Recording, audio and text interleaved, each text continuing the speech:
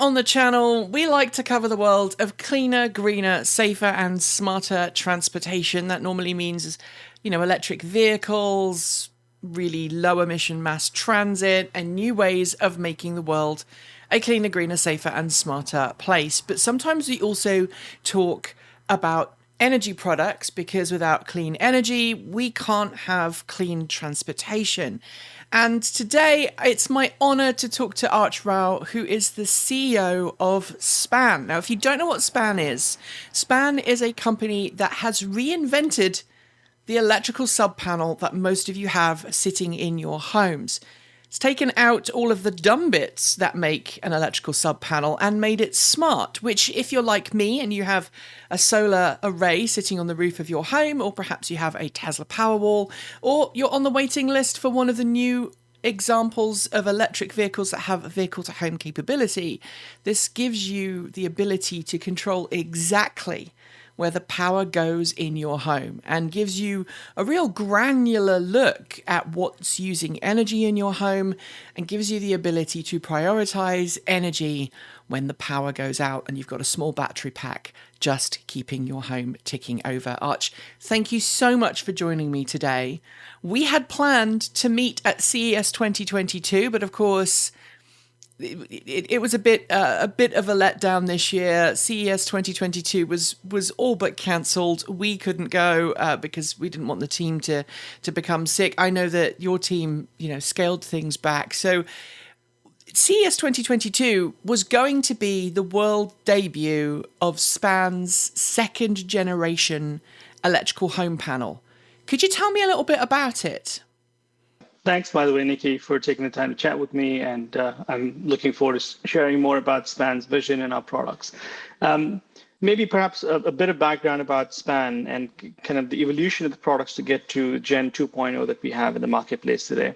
Like you rightly said, the home electrical panel is what connects to the solar in your home, the batteries, and now with the increased adoption of electric vehicles will be the device that connects with vehicles, not just for charging, but potentially for vehicle to home applications as well. And it's a piece of infrastructure that has seen little to no innovation in almost a century now.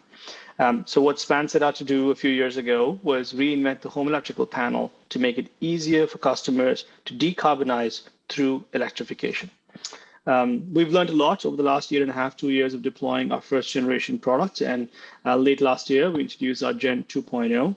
It's a smaller, sleeker, more efficient, more computationally capable, less expensive version of our product that's designed to go into every type of single family home.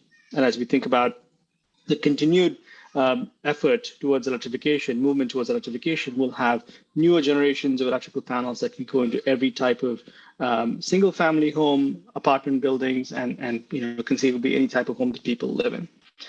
We also introduced right before CES, and we were hoping to actually do a fairly big showcase of our EV charger called Span Drive, which I'm looking forward to sharing more with you about as well. Span has done something that I think a lot of people had hoped for, but that nobody had actually managed to make a commercial product. Now, your first generation product is a little bit larger than the one you've just announced. That said, it has been transformative in the lives of people who have opted to install it.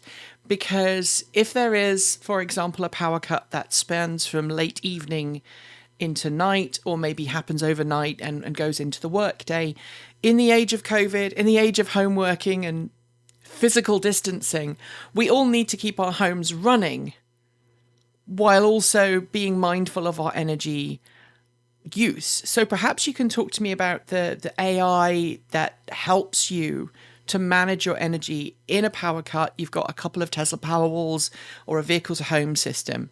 Talk to me about how it actually works. Absolutely. So the adoption of storage has obviously scaled fairly rapidly over the last half a decade, especially with the increased instance of power outages across different parts of the country, and the general notion of being able to self-consume. If you have a solar system, being able to store that energy being generated in your home and store it in your battery and then use it again when the cost of energy might be high.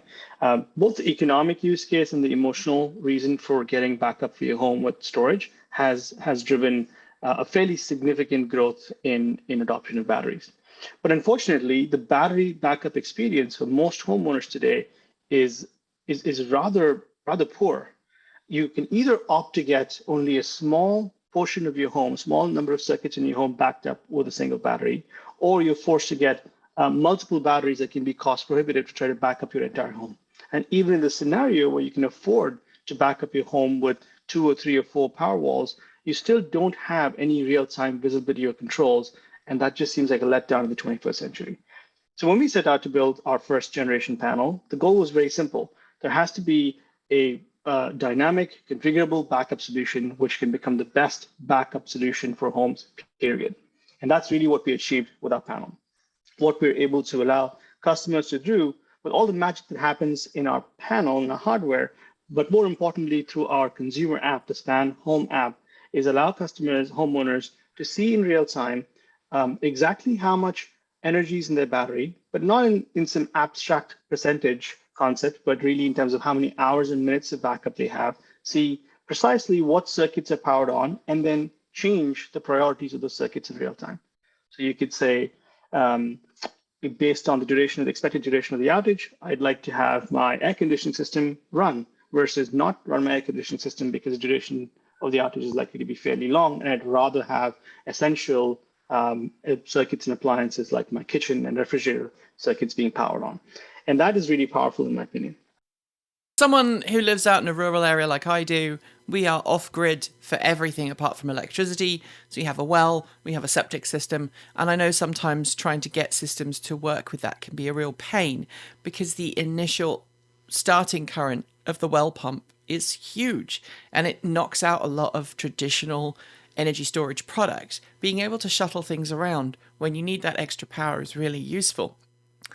You have had a very interesting and diverse background. So you studied automotive engineering in Madras, then you studied mechanical engineering at Stanford, and now you're working in the energy sector. You used to work with Tesla, used to work at Tesla on their energy products. Tell me about your journey to today, to working as the CEO of Span. Yeah, happy to. Like many things, in hindsight, they all seem magically well connected and very rational, right?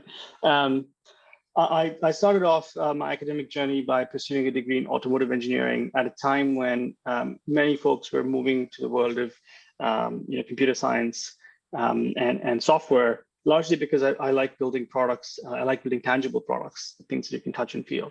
That then led me to a graduate degree, a PhD program at Stanford that was focused on engines and power conversion engines. Not that far away from the automotive world, but really delving into the depths of power conversion. So how does fuel become energy? How do we generate power at the grid scale? And realizing that it's fairly inefficient how we do it today, and that there's likely ways to make them more efficient. I'm embarrassed to say I spent about 4 years doing research at Stanford before realizing that incremental efficiency gains in engines is just not how we're going to, change the world. That's just not going to buck the curve enough. And this was in the mid 2000s when there was an increased understanding of the importance of technologies that can mitigate climate change. That then led me to drop out of the PhD program and join a good friend of mine, Joe Ben, in developing airborne wind turbines. So this was a very out there concept. So the notion was we need a massive amount of renewable energy being produced, and we need to do it at scale and inexpensively. And one of the very out there concepts was trying to extract power from high altitude winds. And so we built some aircrafts with turbines mounted on them on tethers. So think, very wild ideas, but from a professional experience standpoint, simply unmatchable. I got to go build a company and a team and learn how to build really complex engineering products. under the shadow of someone that had done it before. Then I realized that it was cool to build products, but I didn't quite understand how the electricity market works. So I spent about a year developing optimization algorithms for trading in the energy market. So as you know, at the end of the day, cool technologies only really see the light of day if there's an economic rationale for them to be deployed. So it was great. It was great to go do that for a while, but I found consulting and engineering optimization to not be as cool or sexy as actually building products. So I helped co-found a second company that was focused on metering and energy efficiency in the commercial industrial space. So this was in the early part of last decade when there were a lot of incentives being offered to buildings to identify where there were opportunities for energy improvements, everything from lighting to VFDs to HVAC systems to chillers. And there was a very data-centric approach that we took to this market. But it was an interesting learning experience in that there was not as strong a product market fit as we'd hoped there would be, but nonetheless, a lot of learning in terms of raising capital, building a team. So at this point, I'm talking about having tried to start and having failed at scaling, unicorn companies in the energy space. And then I chanced upon a meeting with JB, the then CTO and founder at Tesla. And as circumstance would have it, he was thinking about building an energy group within Tesla to solve this problem of intermittency with solar, which ultimately would enable more adoption of electric vehicles. And that was perhaps a fortuitous meeting that led to me joining them as one of the early leaders in the group, leading some of the engineering work, then subsequently the commercial work, and then leading all of energy products for Tesla, which range from the Tesla Powerwall all the way to grid scale products, and then some solar products like the solar roof as well. The culmination of all of this and seemingly meandering journey is that I had worked on renewable power generation, I'd worked on energy efficiency, I'd worked on energy markets, I'd worked on energy storage and distributed generation like solar, and I had been fortunate in seeing sort of all the different aspects of the energy landscape. And I kept coming back to what are perhaps the most important problems for us to solve to decarbonize this decade. And it kept bringing me back to the fact that consumers are going to be leading this effort. Like we have to enable consumers to make choices that are carbon free or carbon neutral. And it's going to have to be an infrastructure, a hardware solution. It can't just be one more software solve for an otherwise hardware rich environment, and hence SPAN. It's wonderful to hear how people, migrate from one career to another. I know that myself. I trained as a classical musician. I was a professional oboist for 10 years before I became an automotive journalist and I suppose a green car journalist. So I love hearing other people's stories because it really helps you understand their journey and why they are doing what they're doing. And I think purpose is so important. Understanding the purpose behind the action is so important. Let's talk about the potential for SPAN, and both in terms of its energy controlling capabilities, but also in terms of smart grid connectivity. Of course, one of the benefits to a very smart connected distribution panel in the home is that it can tell you a whole lot more about what's going on in your home than a dumb unit. Now, I'm a real home automation nerd. I've got Home Assistant running on my home. If you've watched this channel, you'll know we did a tutorial a while ago on how to get your Chevrolet Bolt to turn itself on if the temperature outside was below a certain point and it was a cold day. And we automate that. Everything in the house is automated. When you have smart home appliances, they can sometimes tell you how much energy they're using. So I know how much energy my TV, my washing machine, my dryer uses.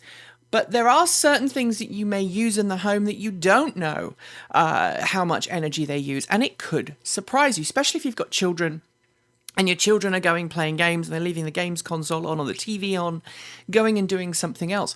It can lead to your electricity bill being really huge. Now, SPAN does something very clever. It can identify what it is that you're using without you having to have it plugged into a separate circuit. So let's talk a little bit about that and what the benefits are to the home users. Yeah, I think the big sort of epiphany, if you will, was realizing that the home electrical panel is unique in two regards. One, it's ubiquitous. There isn't a single home or building in the world that doesn't have or need an electrical panel or an electrical distribution panel.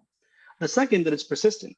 By design, once installed, it's typically in your home or that building for decades, right? That's very unlike most pluggable devices, be it human machine interfaces like your HomeKit or your Alexa, or sort of retrofit metering devices that you might have for different appliances.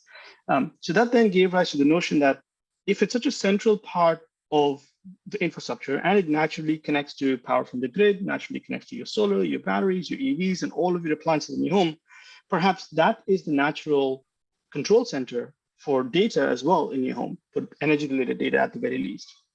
And that was sort of the journey progression, if you will, for us to go from let's make a device that can do power management of, say, storage and give you the best backup experience, to saying, let's make it really an edge compute device that has enough computational horsepower to do very elegant things like not just identifying and monitoring what might be consuming power, or like in your case, your children's game console in the middle of the night, if you will, that's been left on, all the way to actually being able to control things when things might be performing anomalously. Let me give you an example of that. In my own home, we had a situation where our water heater had a pump failure, and the pump failure led to it trying to pull in more water and try to heat up the water, and consequently just flooding our garage, right? It wasn't so much the failure of the pump that was the catastrophic event. It was the fact that it flooded our garage in our basement, and we had to go get insurance help, and it took months to fix and rectify. And that inconvenience is actually quite a lot and quite expensive for any homeowner, right?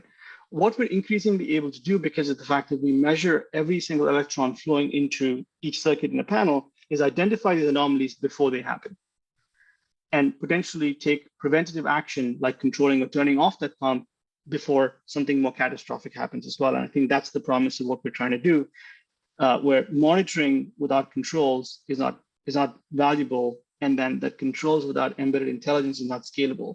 We have to get to a place where we're not only taking action on your behalf, but we're also doing so because we can do more than just tell you how much energy you might be consuming.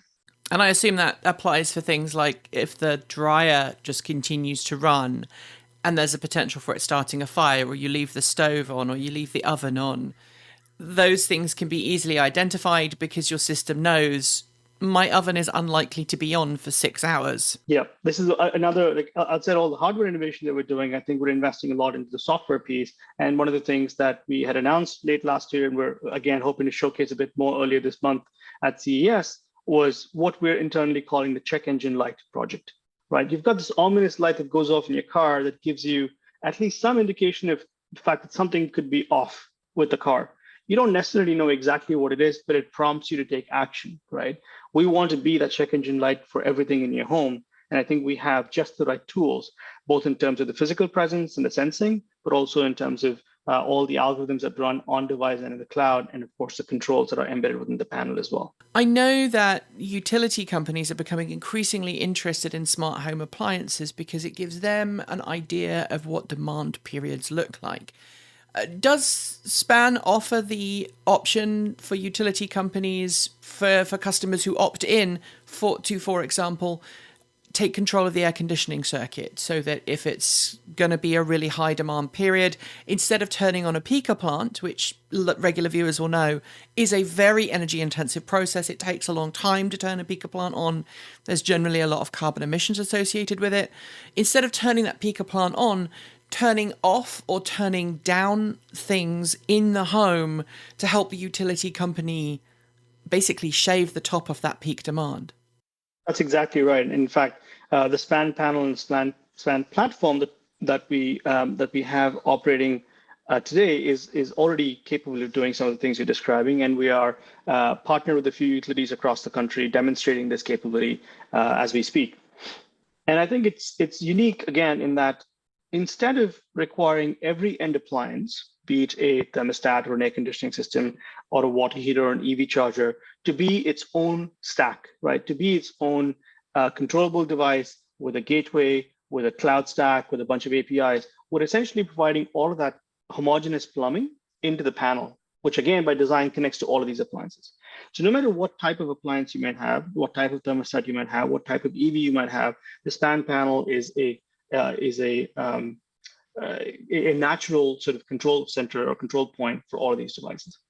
And what's also unique is we're the only panel out there that can do this not just for your loads, but also for your on-site generation, like your solar system, or your on-site battery. So when people talk about grid services, virtual power plants, demand response, all of these are just flavors of the same essential concept where you have a very capable edge of grid device, like the panel, that can see and monitor and potentially control a multitude of things within your home and can deliver what the grid values most, which is kilowatts. They actually don't care where the kilowatts come from. They want to see where the kilowatt reduction, the magnitude of the kilowatt reduction, and that's really what we're focused on.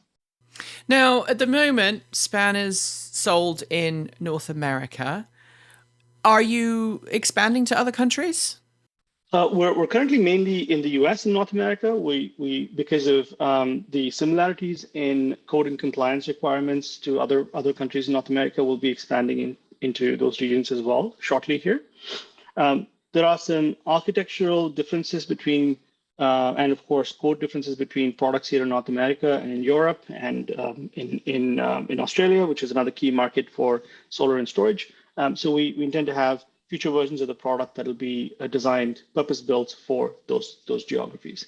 But overall, I think the underlying architecture and the software is essentially scalable and portable, no matter where we are geographically. Whenever we talk about a smart grid, whenever we talk about smart grid appliances, smart grid products, the question of cybersecurity always comes up.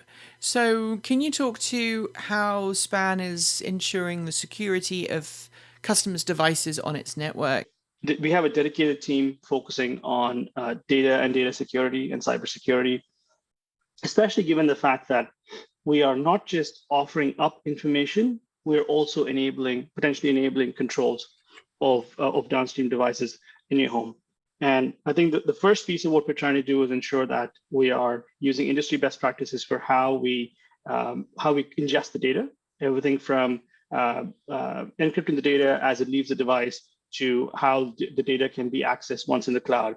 Obviously, for the customer through their app, going through certain layers of authentication. If there's approval from the customer, how the data is shared in an anonymized manner with third-party providers that could be providing value-added services to the customer. On the control side, we are starting to do, and as is required in a lot of our partnerships with utilities, especially, starting to do a lot of penetration testing to understand how secure our system really is. And that's an area that we're continuing to invest in as we grow, so that not just today when we have a few thousands of devices in the world, but when we have millions of devices in the world, and then downstream, potentially tens of millions of devices connected to our panels, that we have the same degree or a higher degree of security. Let's finish with the meat of the matter, the dollars and dimes of getting a Span system. Now, obviously, Span did win a 2022 honorary award from CES for the home automation category at the annual CES awards that are given out at CES 2022, or whichever year CES happens to be taking place. But let's talk about the pricing for getting a Span system. How do people go about getting Span in their homes to replace their existing panel? We should first talk about the fact that people don't wake up and say, today I want to go buy a new panel, right? It often happens because you are making an improvement to your life. You could be adding a solar system, a battery system, potentially a new electric water heater. And more and more frequently, it's because people want to be able to charge their brand new shiny electric car at home. And guess what? The electrical panel is actually a significant impediment to adoption of electric vehicles. As you likely know, 80% of EV owners charge at home, and vehicles can now charge at level 2, which is 48 amps. But most homes in the US actually do not have 48 amps available residual capacity to then charge your car at that rate. So most homes in the US have 100 to 125 amps of incoming service, which means you're rate limited. When you start to electrify, and I think this is, like I said before, it's a bit of a journey, there might be some marginal device that you adopt that triggers a panel upgrade, but worse yet, a service upgrade, right? Which means you have to now go back to the utility and say, hey, I just don't have enough power coming into my home. I'd like my 100 amps to be 200 amps, or my 200 amps to be 400 amps. and that's prohibitively expensive. So when you think about it from a cost offset standpoint, and as you think about the path to electrifying every single home, we think there's a very clear economic use case for SPAN. What we are offering the panel at today, it's a retail price of $3,500, and the typical installation, depending on the complexity of your home, and some homes are more cleanly built on the electrical side than others are, can be from a couple of $1,000 to $2,000 to about $4,000, depending on what your wiring system looks like. But that's not atypical for even a dumb panel installation. So the installation, if you will, is the same cost whether you go with a SPAN panel or a traditional passive safety device like a dumb electrical panel. Really, the cost differential is that we're a couple of $1,000s more expensive than a traditional panel today. But we think that with the added functionality, with the ability to dynamically change your priorities, especially in the event of an outage, and then now increasingly our compatibility with a new EV charger, SPAN Drive, it more than justifies the system costs. And we're obviously working towards lower price, higher volume versions of the products in the coming years. It has been a real pleasure to talk to you, Arch. Thank you so much for coming and talking about SPAN. I know that some people will look at this and go, why are we covering this on a channel that's focused primarily on transportation? But it's pretty obvious. Without having a way to smartly manage and integrate your energy coming into your home, generated on your roof, stored in your home, it becomes very hard to have a cleaner, greener, safer and smarter vehicle. So thank you so much for spending some time with me today. And I wish SPAN all the best and happy growth through 2022. Thank you, Nikki. There you go. A really cool interview with a really cool CEO from a really cool company. I'd love to know if you would like SPAN to come to New Zealand. Leave your thoughts in the comments below. But until next time, I'm Nikki Gordon Bloomfield. Ka kite. See you next time.